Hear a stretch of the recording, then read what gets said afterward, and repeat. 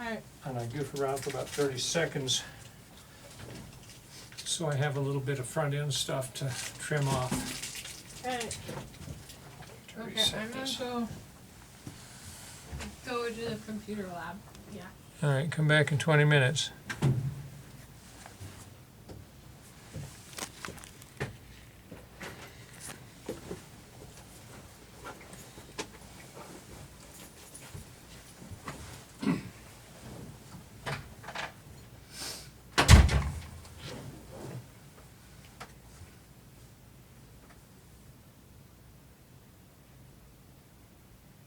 Hello, Dr. J here yet again for another lecture in our class in Conflict and Mediation. Chapter 9, Third Party Interventions. And as you can see from the photograph here, the third party literally stands with, even in between, conflict participants and tries to help them resolve their conflict. You've got the basic idea, but there's some specifics that we can learn about as we go through it here. Okay, I don't know that there's a good definition of third-party intervention other than an outside party. It can be a single person, it can be a group of people, gets involved to help people settle things. And the key here is probably that they're from outside. It's outside help. It's not an insider who would just simply form a conflict triangle or would take sides and push us into a win-lose situation. But it really is an outsider, somebody who can be disinterested, who doesn't have a stake in the conflict. And those are some very important aspects about it. And now there might be times when it's appropriate to side with somebody. Let's say, and the example in the book was probably good, your best friend has a problem and they ask you to help them work through it. Well, you're probably going to take their side in it, and it'll probably really be more of a conflict triangle, but you can actually help rather than make things worse by being constructive through that process.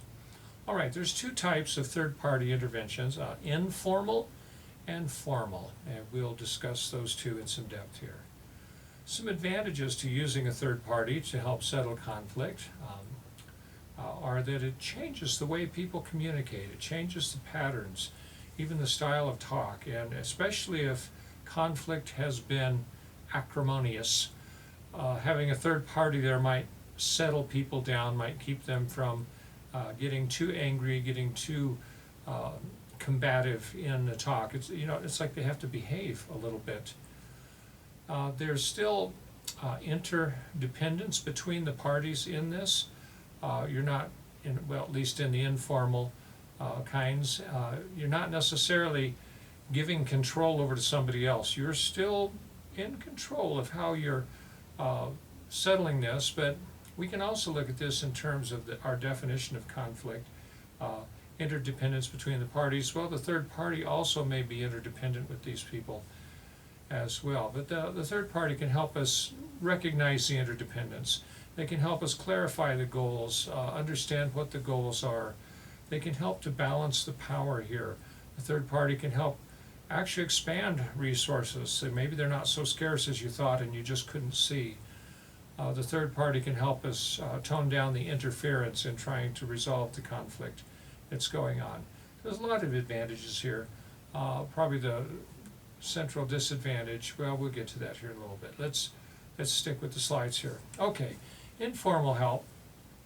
And actually, I probably got the wrong picture here because a referee, an umpire, this would be a referee for basketball in that shirt, would be formal help. They are formally assigned to settle disputes on the court here. But it's a nice metaphor. It's a third neighbor that comes over to help settle this fence dispute, whatever it might happen to be. In informal help, you can, the third party comes in and helps really, well, first of all, let's just say you have to be aware of siding with one person or another. We've mentioned that already. Don't side with anybody. You're truly a third party, and as soon as you side with somebody, you create a third party. Some other things to be aware of are, do these people even want help? settling their dispute. It's good to come in when you're asked to come in, though there's still a set of questions you need to do there. Do they really want help? If you've asked to come in, can you really be impartial? Can you really stay neutral in the conflict itself and not take sides? You don't want to become an enemy when you're a third party trying to help people, which would happen by taking sides, or and even a perception of that may happen if somebody feels like the third party is always taking the other person's side, always supporting them.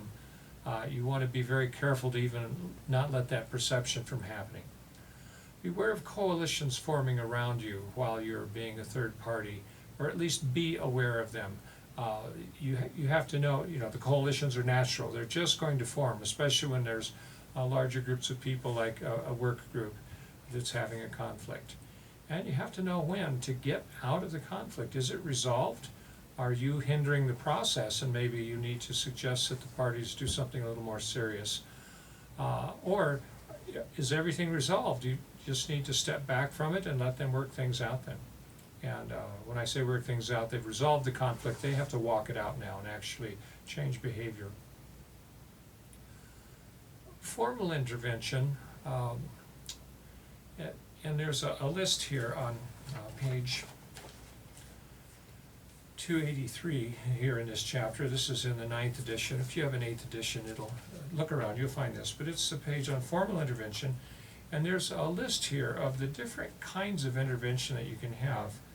And there's an arrow that's drawn from top to bottom here. And at the top of the list is coaching, facilitation, and mediation. I've just put a couple of the items up here. And towards the top of that list, these forms of intervention, the parties having the conflict actually have a high degree of control in how the conflict gets resolved. And you as a third party are really just helping them to achieve that. As we get down to the lower end of this list, we have counseling, organizational development, conciliation, quasi-judicial bodies, informal tribunals, arbitration, and criminal and civil justice systems. We begin giving up control, and you have a low degree of control in how the conflict gets resolved, especially when you go to arbitration and adjudication. Adjudication means a judge. You see the word judge right in the middle of that term there. You're getting a judge to settle the issue for you. And that's probably a formal judge in terms of the court system. Arbitration, you have a judge of sorts, and often arbitrators are retired judges. But that person is under contract to help you resolve the conflict, and not necessarily binding by the state. Unless the contract itself is binding and you don't want to honor the contract, well, then you have another problem. We'll get to more of that in a minute. So the parties decide at the top of this list with coaching and mediation, and somebody else decides with arbitration and adjudication. I kind of like the metaphor of, we still have a toolbox up towards the top of this list, and you're using the tools. We get down to the bottom of the list, and you have a judge or an arbitrator who may still pull tools out of that toolbox, but you're probably not pulling the tools out anymore. This person is, and they start being the one that's more creative. And then eventually the scales tip one way or the other, and conflict is resolved, whether you like it or not. Some of the advantages of mediation, and this is probably looking at the full range of mediation in general, are that the parties still have a stake in this. You are likely to have creative solutions coming out of it because you have a stake in it. You still do a lot of talking here. It's not just your lawyer talking. You're helping, well, the mediator helps parties to meet their interests rather than positions. And so a mediator can keep us focused on interests. Let's look at the goals. What are we really after here? Rather than just, I'm not going to give up on this one issue because it's a pet issue to me, or whatever it is. A mediator recognizes those things, hopefully, recognizes the different kind of TRIP goals, and keeps people focused on what we need to be focused on. Mediation is cheaper than arbitration or adjudication. This is important, especially with adjudication. You get lawyers involved and you go through a court system, and you're looking at quite a bit of money. And depending on who you're taking on in a conflict, even court fees can get very expensive, and as soon as lawyers feel like you're going to court, the costs really go up. And people are just more satisfied with mediation as opposed to arbitration or adjudication. Often you're just not satisfied at all with what somebody decides, especially when it turns into a win-lose type decision here. Some of the limitations of mediation are that not everybody wants to work with the other person, and a mediator can't make them want that. Some of those are in relationships where there's a long history, where there's a power imbalance, and you know, the situations just may not be worth the effort to really go through in mediation. I mean, because mediation does take a lot of effort. You're really working on a conflict here, and sometimes not going to happen.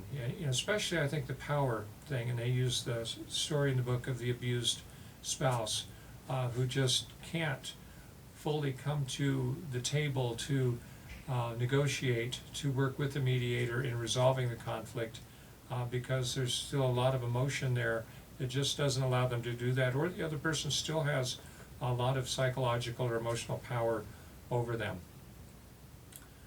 Sometimes in boss relationships with employees, it's just not going to work that well because the boss owns the company. Really, are they not the final adjudicator unless you literally go to court against that company? So in a position like that, mediation probably isn't going to work that well. Some of the settings for mediation, there's a list, you can take a look at that in the textbook, but of course business at work, domestic mediation, people living together, roommate situations, marriages, people cohabitating in romantic relationships or not. And maybe roommates, I hear more stories from this in my classes, I think, than any other topic, especially from the younger people, of having roommate conflicts where you both signed a lease with a landlord somewhere and things don't work out, and often one of the roommates bails out on their obligations to the lease and leaves the other one stuck with it.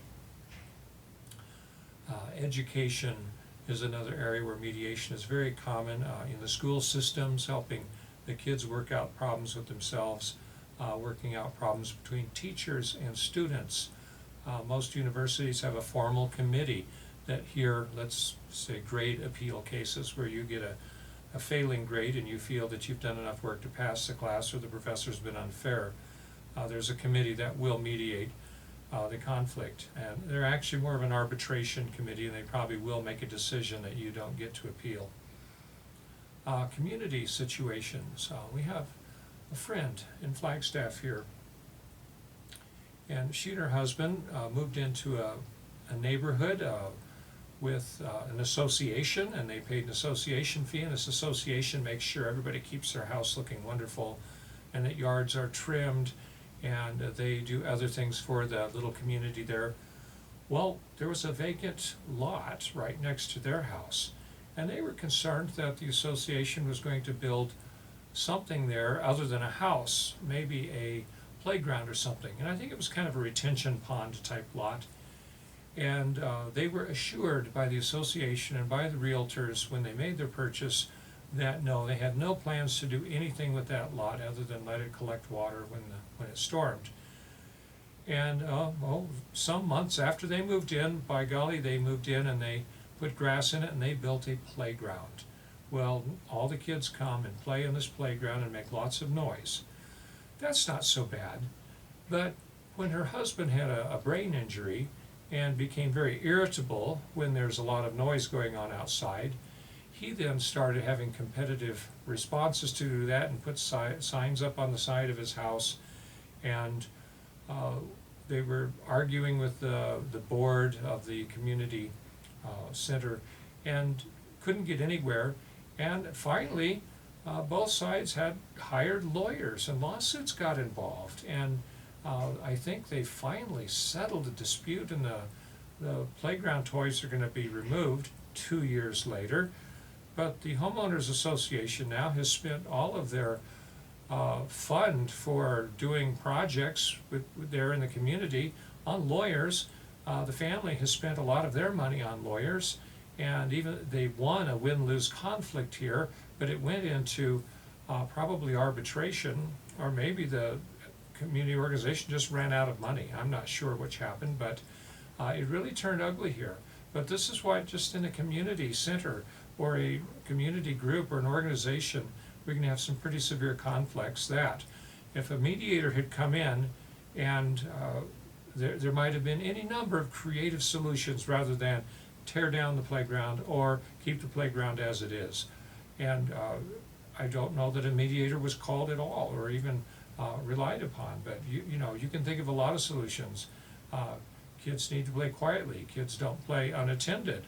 You know, the kids actually started throwing pebbles against their house because he put a sign up there. And things just got really out of hand, overboard. All right, our criminal justice system is another mediation setting. This is still technically mediation when you have a judge decide a problem.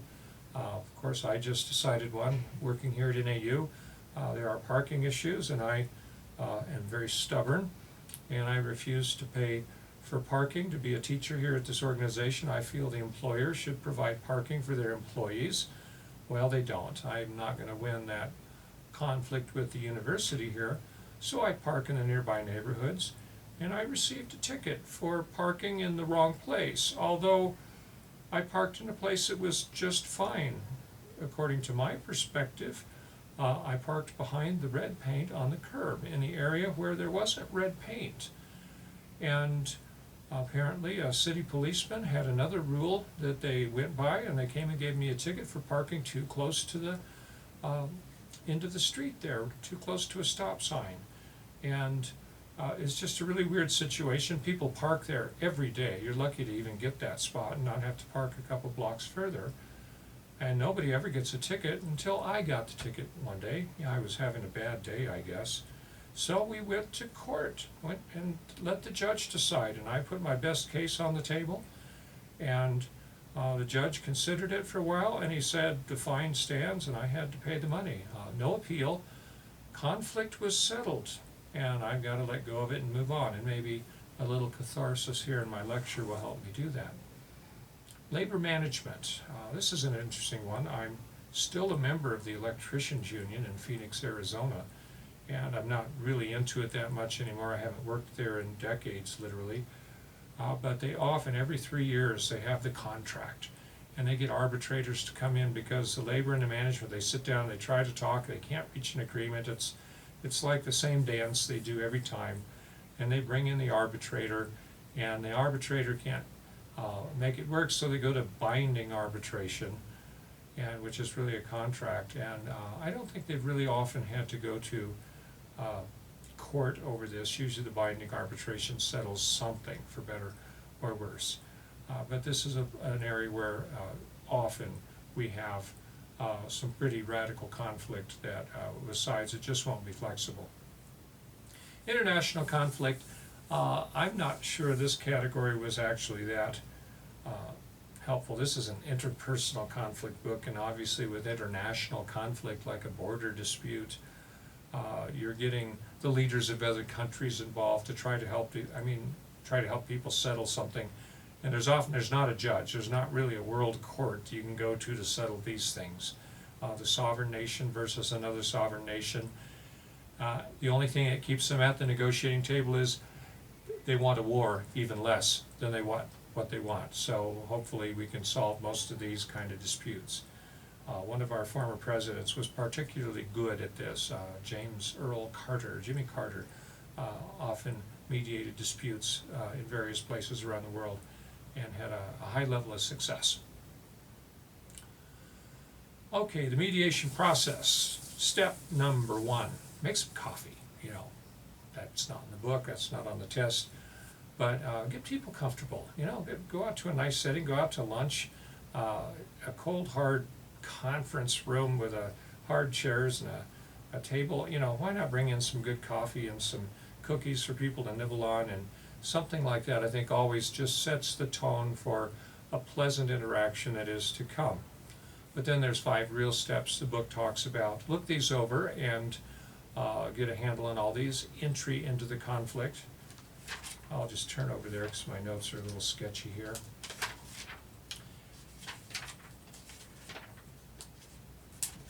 You're explaining the process to people, what your role is as a mediator, since you've been asked to be there, and you want to make sure both parties want you there.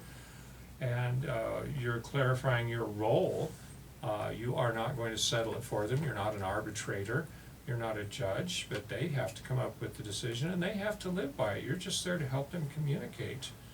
And then talk about, hey, what if we don't go forward with this? What happens? Remember that from our last lecture, that BATNA, I think, was the acronym, and the worst possible alternative. What are you going to do? Can you live with the worst possible alternative? The diagnosis, you gather data, interviews, and observations, and a lot of conflicts. You've got to interview people separately, and I've been involved in one really big organizational conflict where they had people interviewing about 20 people that were involved in this thing, and frankly, in that case, these people weren't qualified to be mediators. Neither one were a very good communicator. Neither one of them had done anything like this. And their mediation really didn't help that much, and the conflict did get worse and the organization fell apart. So you gathered interviews, you look at all the conflict elements. This is step 2 in the diagnosis. I'm on page 295 if you want to look along at this. And the conflict elements, and I would include also interdependence, the goals, the scarce resources, perceptions of interference, all of these things. Make sure you're looking at those, covering all the bases, and looking at the goals and asking people. This happens in the data gathering and interviews. What is the issue here? The topical goals here, relational goals, identity goals, and then procedural goals. You're already involved in the middle of the procedure. And number 3 here, avoid rushing to a solution. Hey, if you're gonna pour the coffee and set the cookies out, you don't worry about solving this in 5 minutes. Make sure if you do come up with a solution that fast that it's the right one, it's a good one, but don't rush it. Negotiating, you're creating the safe setting. You are the one establishing common ground as much as possible. You set the agenda. Don't let these participants take over the meeting, and balance the power. One way you can do that is with equal talk time, and other ways to balance power, just reminding people of how much they need each other, really the interdependence aspects. If a boss and employee situation, the boss needs that qualified, trained, competent employee. The employee needs the job. They don't want to just walk away and start over. It's hard to start over. Reaching agreements then is the next step. You're generating different ways to meet interests. You're the one specifying who, what, where, when, and how, and you're agreeing on the form of the agreement. Oral agreements do not hold up in court. An oral agreement is nothing. According to my lawyer, you want written agreements, and you want it signed, a signed agreement that this is what we're going to do. Now, obviously in the case if you're just mediating between a couple of friends in a low-level dispute over relationships or whatever, wouldn't worry about it. But if money and possessions and property get involved, you probably want to write out an agreement and have people sign it. 2 roommates and one is bailed out.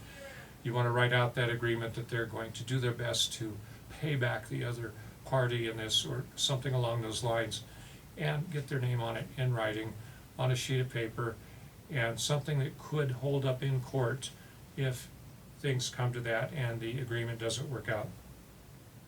As a mediator, you're responsible to follow up, decide on a follow-up procedure, and follow-up phone calls, or maybe a follow-up meeting later. Make sure people are sticking to their agreement here, and agree on how to deal with future disputes, and put that agreement for the future disputes within the agreement you're working on, within the system. You want to and especially if you start writing up a contract, and yeah, this is more of a serious situation than just 2 people arguing over the tube of toothpaste and whether it gets squeezed from the middle or rolled up from the bottom. That doesn't require the written agreement. But if you do go to a written agreement, you might as well cover as many bases as possible. And if you start doing this kind of thing, you start recognizing why there's so much fine print in contracts, because a lot of things can and do go wrong. Okay, When others decide in mediation, we call it, as we mentioned, arbitration or adjudication. Arbitration can be binding or non-binding. Non-binding is you just agree that this arbitrator is going to help you decide, and they'll make some decisions for you. But you don't have to live by those. You're not putting those into a contract. If you go to binding arbitration, you are writing up a contract and signing it beforehand that we are going to do what this arbitrator says to do. And you may not find yourself in this kind of position unless you've gone through a formal conflict and mediation training program at a university and probably work for some social agency or some other organization or a court system. But once you are, that contract is what makes it binding, not that just that you were there. But they signed a contract beforehand giving you the authority to make the best decision you can make. If after that, if somebody doesn't want to stick to that contract, that agreement, they'll have to go to court to do it. Adjudication is when you do go to court. And this is an interesting comment in the book. And yeah, 90% of court cases never go to court. I've had two. One that we filed a lawsuit against another party over a dog attack and their failure to control an animal. And as we got deeper into this, we realized our lawyer just got outclassed by a very high-powered lawyer from the big city, and we hired the wrong guy. Even though we feel the attack was unjust, it was on one of our family members, and that the other party was negligent. We never made it to court. We gave up the case. They actually won the conflict. It was somewhat competitive, it was polite, and just a lot of, what do they call those? A deposition. When you go and you sit down in the lawyer's office, they record what's said, and the lawyers question everybody. Went to a couple of depositions, and our lawyer, I think, lost confidence that we could win the case. And it's old news there, but we never made it to court. A friend of mine was sued, and they settled out of court. The original lawsuit amount was $1.5 million. He probably settled for about $300,000. He wasn't allowed to tell me. I'm just guessing based on things he told me over the years. And you know, hey, that's a lot better than losing the suit. The other party decided to settle for way less because they might not get anything, and I think they knew it. And I don't think my friend was well served by his lawyer. I think a good arbitrator in this case could have reached a very reasonable settlement. Adjudication, though, you can see as a structured negotiation, because 9 out of 10 times it is just that, a negotiation where lawyers do the negotiating, and it is competitive probably at this point. When lawyers get involved, it's going to be competitive. It's overused. You don't get to decide, and this is a win-lose issue at that point. These are the downsides of it. The upside might be that it's going to get settled. Once you go to court, it's going to get settled one way or another. It takes a long time, though. The court system is very slow. Small claims court is much quicker if you find yourself in that kind of conflict, and most counties can get you through small claims court in about 3 weeks to a month from the time that you file a complaint. And the other person's got to stand in front of that judge and tell their side of the story. And these judges have heard it all. And we've been to small claims court a few times. And if you go in with a contract that's signed, you're probably going to win. And the other side can be as mad as they want, but if you've kept up your side of the contract and they failed in theirs, that's what the judge goes by. Other than that, when there's not a contract, the judge makes the best and fairest decision that they can. And I like these judges. I've been around, and I think they have a tough job being an adjudicator, and they do well at it for the most part. Okay, so third-party intervention ranges all the way from just simple mediation, helping out some friends settle an issue, to going to court, big-time lawsuits at the state level, or just a simple small claims court suit where somebody is going to make the decision and resolve that conflict. Ideally, in third-party intervention, we keep it at the level where you and the other party are working out the issue, because it gets expensive and time-consuming to go further down that list into arbitration and adjudication. All right, this chapter obviously doesn't qualify you to be an arbitrator or professional mediator, but I hope it does give you a good handle on how to systematically approach mediation situations with friends and with probably conflicts where the stakes are lower, where you actually can do some good and help people work through their problems together. All right, thanks a lot for listening, and we'll talk to you later.